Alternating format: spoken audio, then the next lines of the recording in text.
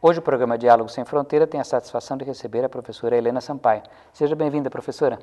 Muito obrigada. A professora Helena tem uma formação em Ciências Sociais, Antropologia, Ciência Política pela Universidade de São Paulo. É uma grande estudiosa do tema do ensino superior em geral e, em particular, tem estudado a questão do ensino superior privado, que será o tema da nossa fala de hoje. A professora, ela é da Universidade de Campinas, é professora aqui na nossa universidade. Então, o tema de hoje, professora, que é o ensino superior privado, a primeira questão que gostaria de colocar para o nosso público é como é que nós caracterizamos o sistema privado, se ele tem diferenças, o que é ser sistema privado e se há diferenças dentro do sistema, diferentes tipos de universidades e instituições privadas de ensino superior. Bom, eu acho que a primeira grande característica, né, do setor privado de ensino superior no Brasil é a sua grande heterogeneidade interna, né? E essa característica eu acho que está associada também ao fato de ser um setor relativamente antigo no nosso sistema, né? Embora ele tenha crescido muito nos últimos 30 anos, né? Na verdade, cresceu barbaramente, né, nesses últimos 30 anos. Ele é um setor bastante antigo dentro do sistema de ensino superior brasileiro, né? Então, as primeiras instituições, elas ainda, né, datam do século XIX e final do século XIX, e ele tem um crescimento até os anos 40, 50, ele ocupa uma posição de 30%, 40% das matrículas em ensino superior. Então, sempre teve um papel importante, né, na formação. Agora, se a gente for analisar, Pedro, toda essa, né, a trajetória do setor privado no Brasil, a gente percebe que nós vamos tendo um crescimento, né, bastante acelerado nas últimas décadas e, sobretudo, uma diferenciação maior internamente, né, em termos do tipo de instituição que começou a aparecer, surgir e tal. Inicialmente a gente tinha o setor privado, ele era o confessional, né? Confessional, quer dizer, de igreja. Confessional ligado ou à Igreja Católica, à Igreja Presbiteriana, né? Mackenzie, por exemplo, a Metodista, né? São as confessionais. E depois você tem, nos anos 60, você já tem o surgimento do setor privado laico, né? E que nesse começo ele não tinha, como é hoje, né, essa característica da finalidade lucrativa, né? O que hoje é bastante marcante no setor. Você tinha um setor que não se, pelo menos, reconhecia, né? E o governo, né, também o Estado não o reconhecia com finalidade lucrativa. E isso é mais recente, né? E desde então, né, você tem uma mudança na legislação que passa a permitir que as instituições privadas de ensino superior se reconheçam com a finalidade lucrativa. Então vira realmente um negócio, né? E a partir de então você tem essa grande movimentação que nós estamos assistindo hoje. Essa mudança de universidades ou instituições superiores confessionais e visando, digamos assim, a educação, não tanto o lucro, quando que introduz-se essa categoria da universidade voltada para o lucro, uma empresa de educação superior? Olha, nós temos uma mudança, né, na legislação e a partir de então você tem essa possibilidade das instituições se tornarem, se definirem como instituições com finalidade lucrativa. Isso tem o quê? 10 anos, um pouquinho mais de 10 anos, né? A partir... Mas aí, então, quer dizer seria, digamos assim, oficialmente tem só 10, 12 anos. 10, sim, 15. Sim, legalmente. Legalmente, né? Isso. Mas, na verdade, há uma já faculdades privadas que elas não eram confessionais já... Sim, elas já tinham essa característica, mas daí você tinha que... camuflar. Exatamente, era uma situação que era tapar o sol com a peneira, né, na verdade. Eu acho que esse reconhecimento, se teve esse lado de transformar o ensino superior num bom negócio, né? Porque eles passam a ser vendáveis, essas instituições, né?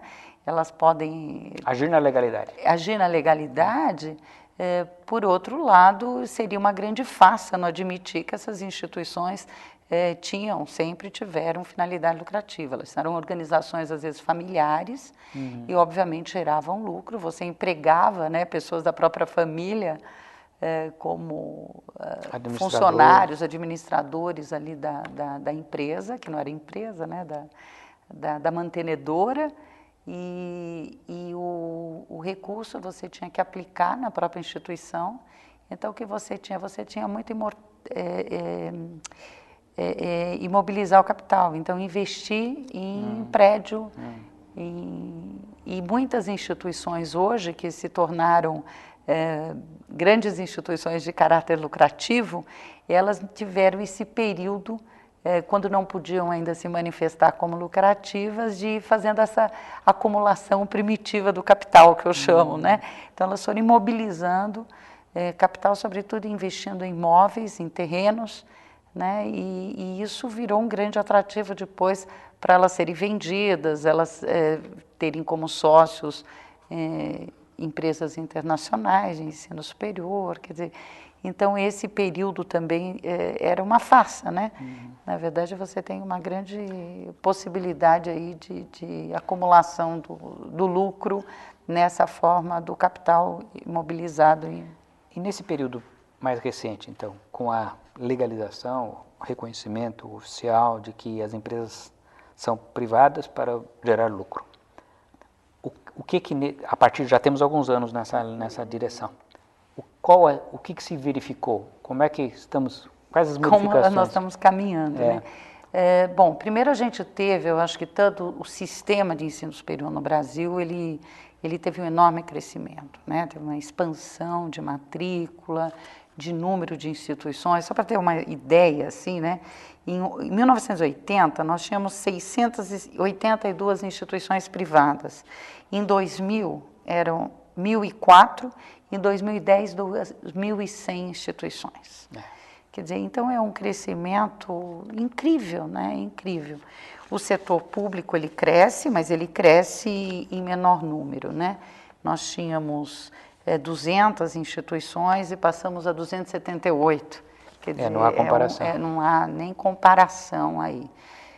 Dessas instituições privadas, né? Só para falar um pouquinho da diferenciação do setor privado, dessas 2.100, cerca de 10% só são universidades.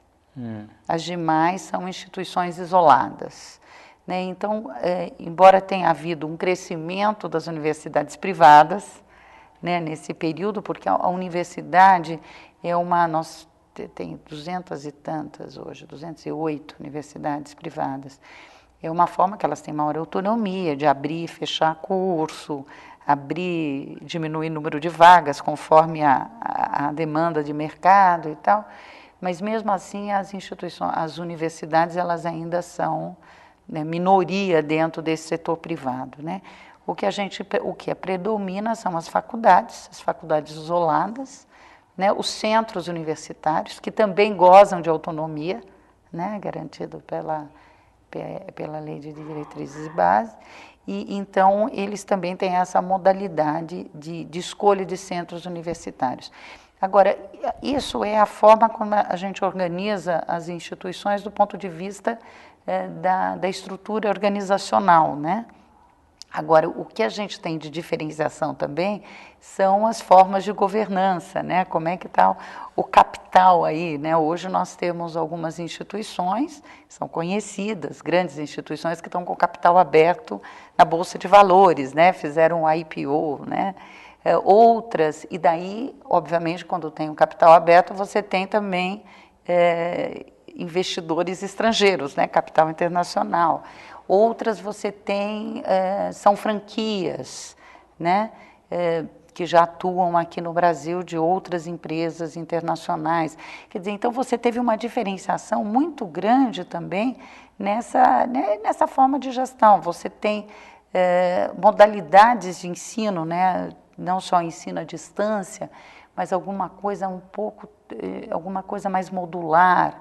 Então, tem algumas instituições grandes que elas atuam no Brasil todo. Aí você tem também já uma divisão do mercado brasileiro em termos de região, né? Então, algumas instituições estão mais centradas no centro-oeste, norte. É uma especialização também geográfica. Você divide o mercado, né? Que nem a Pepsi-Cola e a Coca-Cola, né? Assim, um pouco essa divisão. Então, agora, tem coisa nova aparecendo, né? Em termos desses cursos modulares. É um ensino, obviamente, de massa, né? E o que significa ser um ensino de massa?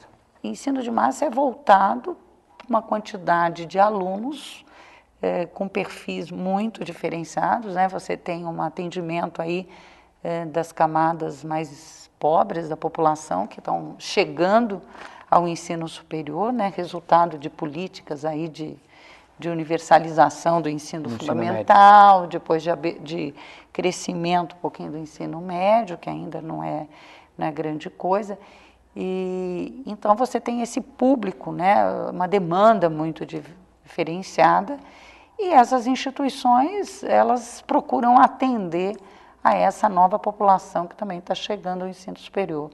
E de formas até muito inovadoras, né, criativas, né, supondo que nem todo mundo quer virar pesquisador, ir para uma universidade de pesquisa, nem teria mercado, né, para mercado de trabalho mesmo, para absorver todos os jovens aí oriundos de universidades públicas de pesquisa. Agora, se tivesse o mesmo qual que você acha que é o grau de, digamos, de satisfação ou de ligação desses cursos com o mercado de trabalho? Porque no Brasil, historicamente, o ensino superior muitas vezes foi usado como uma ascensão social em si. Então, por exemplo, o exemplo melhor que poderia dar era da faculdade de Direito, de cursos de Direito, que servem ainda como um curso superior, que permitirá não que a pessoa vá advogar, mas, porque a grande maioria não vai advogar, mas que é uma maneira de você se inserir nessa faixa que é da pessoa com título superior. Então, em que medida também essa multiplicação de cursos não vai também nessa direção? Eu acho que isso é inevitável. Essa pergunta é muito pertinente. Claro que eu acho que tem um peso da cultura brasileira, patrimonialista, essa cultura bacharelesca, né? Esse bacharelismo que caracteriza né, a ascensão social através da aquisição de um título de nível superior, né? Eu acho que isso está muito arraigado, né, na cultura brasileira e tal. E, por outro lado, nós temos políticas públicas que incentivam esse academicismo, né? Então, eu acho que aí é o mais dramático, né? Porque nós temos uma valorização de um modelo de título acadêmico em detrimento de uma formação, por exemplo, mais tecnológica, de inovação, de relação com o mercado de trabalho, né?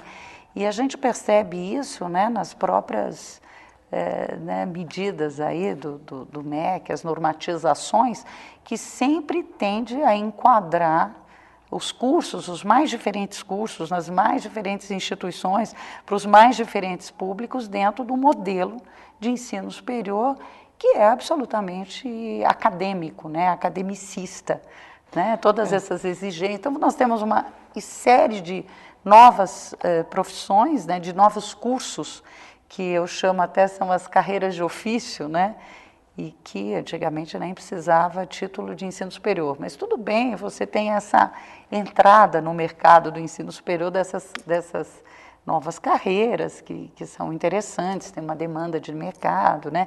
Gastronomia, moda, né? Enfim, várias carreiras aí nessa área e tal.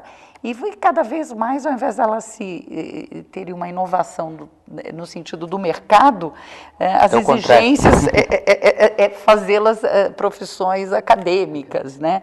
e com caráter acadêmico, então tem que ter professor com mestrado, doutorado, e cria-se pós-graduação, e daí vira um tudo artigo sobre gastronomia e não fazer um prato. Exatamente, vira uma sociologia da gastronomia, uma sociologia da moda, uma sociologia... Isso eu acho que é lamentável, né? Agora, o ministro Mercadante, em junho de 2012, ele lançou uma iniciativa no sentido de que estimular a CAPES a que houvesse um número maior de mestrados profissionalizantes, porque, de fato, essa iniciativa do mestrado profissionalizante ficou muito no papel. Sim. Ela não, são poucos os cursos. Sim. E o ministro, então, reforçou. Sim. Então, agora, passado um tempo já dessa iniciativa, eu pergunto a você o seguinte: por que disso não ter vingado antes? E quais as chances desse novo ímpeto, digamos, profissionalizante dar certo? Eu acho que isso vai ser uma opção das instituições privadas, né? Eu acho que isso vai abrir possibilidades interessantes para as privadas. Agora, dentro das instituições públicas, eu acho que ainda existe, as nossas, inclusive, né, aqui do Estado de São Paulo, então, eu acho que ainda existe um grande preconceito em relação ao mestrado profissionalizante. É como se fosse um de segunda linha, né? Então, acho que tem esse olhar assim, de desconfiança, de ser uma coisa mais barateada do mestrado acadêmico, né? E eu acho que vai ter muita resistência. A gente percebe né, nos nossos... Você acha que são questões mais culturais? Eu acho que sim, Agora, o mestrado profissionalizante, eu acho que pode ser uma boa saída. Agora, eu sou ainda mais radical, viu, Pedro? Eu falo, mas por que mestrado, né? Se o curso é bom, se a instituição se vende... Nós temos casos já bastante exemplares disso, né? Paradigmáticos, né? Em algumas instituições privadas, né? Que SPM, por exemplo, que virou sinônimo de qualidade na área de propaganda e marketing, né? É uma privada, enfim, então... Né, muitos alunos, estudantes até optam por um curso lá do que o outro, até numa pública, né? Enfim, então... Mas é porque justamente me parece que por exemplo, o mestrado profissionalizante, ele provavelmente aqui tem uma função de por que o título de mestrado? Porque também certas remunerações, privilégios, certas coisas vão estar atreladas a que a pessoa tenha o tal diploma. Tal do mestrado profissionalizante. E não uma especialização ou qualquer outro título. De repente, uma especialização ela pode ser muito mais bem-vinda para o mercado de trabalho, né? Do que que provavelmente até ignora o que seria um mestrado. Um mestrado, né? Eu acho que a gente sempre tende a olhar muito o sistema de ensino superior sem atentar para a diversidade do sistema, as diversidades regionais, o público diversificado que está lá, né? E às vezes a gente olha muito como se fosse o espelho de nós mesmos, né? Então eu sempre vivo falando, olha, parece que a gente tende a julgar, né, o sistema de ensino superior como se tivéssemos, né? Deveríamos ter assim várias USPs, várias UFRJs, né, Unicamps, enfim, e fossem todas cópias de um modelo, obviamente, de muito êxito, de muita qualidade, mas que talvez não seja aí para ser único, né, exclusivo. Eu acho que essa sua observação é muito importante porque mostra que a diversidade do sistema também é importante, é um valor em si, é algo que responde a uma necessidade social mas grande. Essa diversidade, ela é muitas vezes, inclusive, pelos formuladores de políticas públicas, né, como desvio, né? Sim, desvio daquele modelo. Desvio daquele modelo único, né? Então, é muito interessante, né, como, às vezes, a gente não reconhece, porque a ideia da diversidade, né, é você reconhecer o outro como diferente. Né? E isso não tem nada a ver com a qualidade, né? Ele pode ser ter qualidade na sua diferença. Né? E eu acho que a gente olha muito, esse é meu olhar mais antropológico aí para o sistema de ensino superior, né? E o setor privado, obviamente, eu não estou defendendo, acho que tem coisas que precisam ser corrigidas, cursos de baixa qualidade e tal, mas às vezes essa tentativa de ser o modelo único, você cria frustrações e você cria cursos que você sabe que nunca vai chegar lá, porque não é para chegar lá. Tem outros caminhos que podem ser interessantes e tal. Então é um pouco isso. Professora Helena Sampaio, eu queria agradecer muito. Tenho certeza que o nosso público saiu aqui muito mais informado sobre a complexidade dessa questão, né, que muitas vezes vemos de maneira muito superficial. Então, eu queria agradecer muito sua presença hoje no programa. Eu que agradeço, professor. E convido a todos, então, ao próximo programa Diálogos Sem Fronteira.